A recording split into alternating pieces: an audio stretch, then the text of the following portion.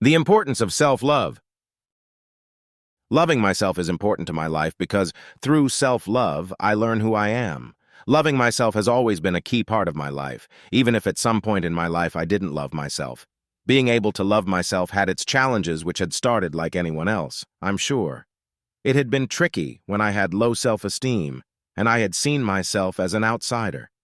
Loving yourself is something every person needs at some point in their life, which is why I believe loving yourself is one of the joyous things in life. If you're happy with who you are, then it's easier to love yourself and be loved by someone else. But in my case, that didn't happen. I always felt that I had to be just like others, that I had to have the expectation of being like society. For example, during my years in elementary school, I would have to wear uniforms.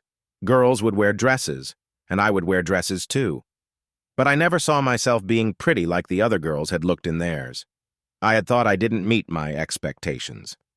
Later, I realized it never really was my expectations, but society's expectations that I had always tried to reach for. I would always have the habit of following into society's footsteps.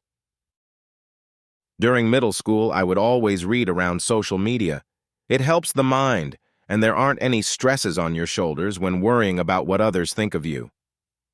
In my mind, it had indicated to dress however you want without caring, because it's true you could have taken it anyway, but that had been my way.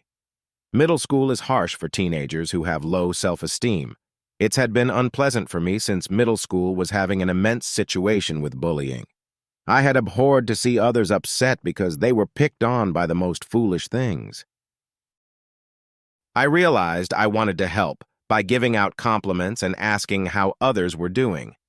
It made an impact towards others when they had learned to love themselves and learn they have someone to talk to in difficult times. I believe it helped me since they would ask how I was doing as well, and in return, I'd be given compliments that made me love who I am. Now, in my teen years, I believe that being social helps you to love yourself.